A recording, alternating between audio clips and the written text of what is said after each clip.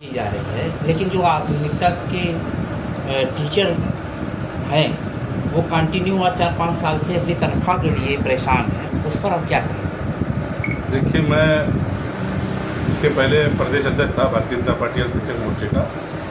तो मेरे पास अक्सर जो टीचर एसोसिएशन के पदाधिकारी लोग हैं वो अक्सर मेरे पास आते थे और मैंने जो है उनकी मांगों को पत्रक को लिया और अक्सर जो लोग भी आए और उन्होंने बताया भी मुझसे कि हम लोग की तनख्वाह काफ़ी दिनों से रुकी हुई है। तो हमने केंद्रीय मंत्री अभी जो हमारे डॉक्टर महेंद्रनाथ पांडे जी हैं, उस वक्त वो प्रदेश अध्यक्ष थे, तो मैंने उनसे कहा कि इसमें लोगों की तनख्वाह रुकी हुई है। तो उन्होंने भी एक प्रस्ताव बना के भेजा। अभी भी 1-2 बार मेरे संज्ञान में आया जब से मैं आयोग का सदस्य बना उत्तर प्रदेश में। तो मेरे पास भी और लोग भी आए। मऊ में गया, मऊ में भी लोगों ने जो है मुझे दिया कि भाई हम लोगों का वेतन रुका हुआ है। तो एक प्रस्ताव बना के हमने लोगों पुनः भेजा है। अब सेंटर से ये मामला है, उत्तर प्रदेश से तो कुछ ऐसा मैटर है नहीं। तो सेंटर से अगर से हो जाएगा तो यहाँ हो जाएगा। मदरसों के लिए और क्या क्या अभी योजनाएं हैं इस वर्तमान सरकार में? देखिए, मदरसे के लिए तमाम योजनाएं हैं। अभी एक तो देखिए बहुत सी चीज़ें थी कि पहले गवर्नमेंट में, जो इसके पहले गवर्नमेंट थी समाजवादी पार्टी की, फिर बहुत सी शिकायतें आई कि मदरसे में बहुत से लोग ऐसे हैं जो एक तरीके से जो पढ़ा रहे हैं मदरसे में, उनकी भी डिग्री सही तरीके से नहीं है। फिर भी वो चली आ रही है पुरानी व्यवस्था, उसकी भी शिकायत हुई। आपने कहा योजना के बारे में, तो आधुनिकीकरण करने का काम अगर से किसी ने किया है, मदरसों में कंप्यूटर लगाने का काम अगर से किसी ने किया है, तो अटल बिहारी वाजपेयी गवर्नमेंट ने किया। अभी नई टेक्नोलॉजी हम लोग लाए हैं मदरसों में। अब टीचर भी जो है थंब लगा के जाएंगे आएंगे, और तमाम सी योजना है जो मदरसे से जुड़ी हुई है। हम उन लोगों को भी एक चेतावनी देना चाहते हैं जो लोग मदरसा संचालन कर रहे हैं। मैं उन लोगों से चेतावनी देना चाहता हूं कि वो लोग अभी से भी जाग जाएं और जान जाएं।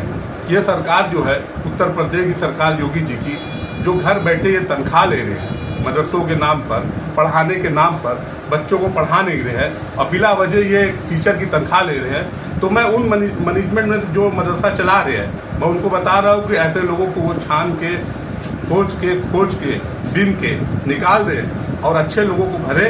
और मदरसे में भी एक जो तालीम, दीनी तालीम के साथ साथ हिंदी तालीम, इंग्लिश मीडियम, इंग्लिश की पढ़ाई, वो भी उसमें सुचारू रूप से करें। अक्सर मदरसों को हमेशा जो है हर गवर्नमेंट में उनको शक की नज़र से देखा गया। प्राइवेट मदरसों के लिए आपको क्या करना है, जो प्राइवेट मदरसे संचालित? देखिए, मैं ये शिक्षा से जुड़ा हुआ है और सभी धर्म में जो है शिक्षा को आगे कहा गया है। जब तक हम शिक्षित नहीं होंगे तब तक जो है हम कुछ नहीं कर सकते। समाज में हम कोई भी काम नहीं कर सकते। कोई भी काम करना होगा तो शिक्षित होना बहुत ज़रूरी है।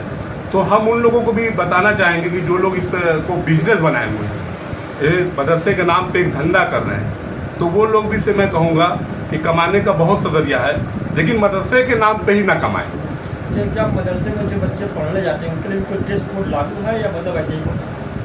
नहीं, ऐसे मदरसे में कोई टेस्ट लागू तो नहीं है, लेकिन क्या है कि मदरसे में ज़्यादातर लोग उसी लड़कों को भेजते हैं जो पढ़ाई में एकदम कमज़ोर है, उसको भेज देते हैं वहाँ पे कि चलो मदरसे में चले जाएं। अब मदरसे के टीचर क्या है, उनको पढ़ाने के बारे में सोचते ही नहीं है।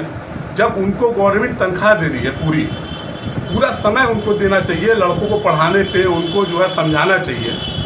लेकिन टीचर क्या है, तो जाते हैं मदरसे में। अक्सर देखा गया कि किसी भी बड़े कंपटीशन में मदरसे के बच्चे प्रतिभागी नहीं होते, नहीं कहीं वो जो है उनका चयन होता है। ऐसा क्यों? नहीं, ऐसा तो नहीं है। बहुत से लड़के मदरसे से पढ़ के आगे गए हैं। ऐसा तो कहीं नहीं है कि आपको लग रहा है कि कहीं से जो है उनका कहीं जो है उपयोग नहीं होता है।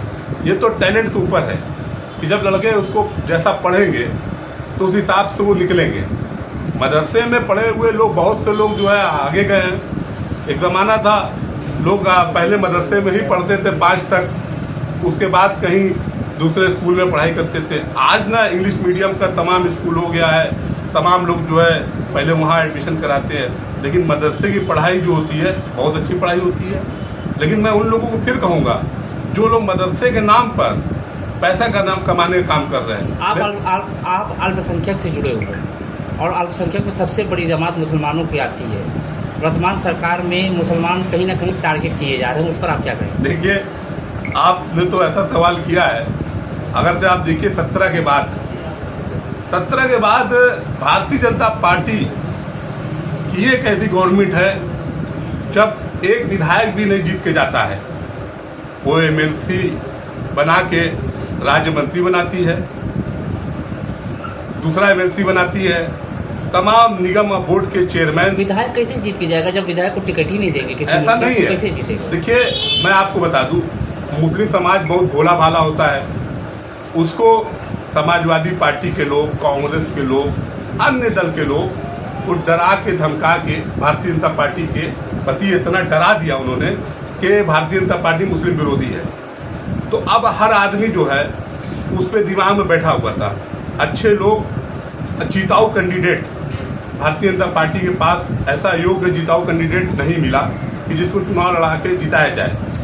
अब संख्या उसकी आ रही है। हमारे देश के यशस्वी प्रधानमंत्री नरेंद्र भाई मोदी जी ने जब 2014 में प्रधानमंत्री बने तो उन्होंने शपथ लेने के बाद उन्होंने यही कहा कि मैं 1 अरब 25 करोड़ जनता का मैं प्रधानमंत्री नहीं हूँ, प्रधान सेवक हूँ और सेवा की भाव से मैं काम करूँगा। ना मैं किसी जाति न किसी धर्म का मैं प्रधानमंत्री हूँ, मैं 1 अरब 25 करोड़ जनता का प्रधानमंत्री नहीं, प्रधान सेवक हूँ। और उन्होंने जन कल्याणकारी योजना चलाई। आपने देखा होगा अल्पसंख्यक समाज इतना पिछड़ा क्यों? इसलिए पिछड़ा था कि उनको बुनकरी, कामगार, लेबर किसी का काम, तो उनकी ज़िंदगी बीत जाती थी। लेकिन एक आवास योजना उन्होंने चला के जो गरीब जिनके पास ज़मीन थी उनको जो है मकान बनाने का, छत पे ढालने का काम, छत देने का, एक तरीके से कह दिए उनको आशियाना बनाने का काम हमारे देश के यशस्वी प्रधानमंत्री नरेंद्र भाई मोदी जी ने किया। सबसे ज़्यादा अल्पसंख्यक समाज के लोगों का उसको लाभ मिला है।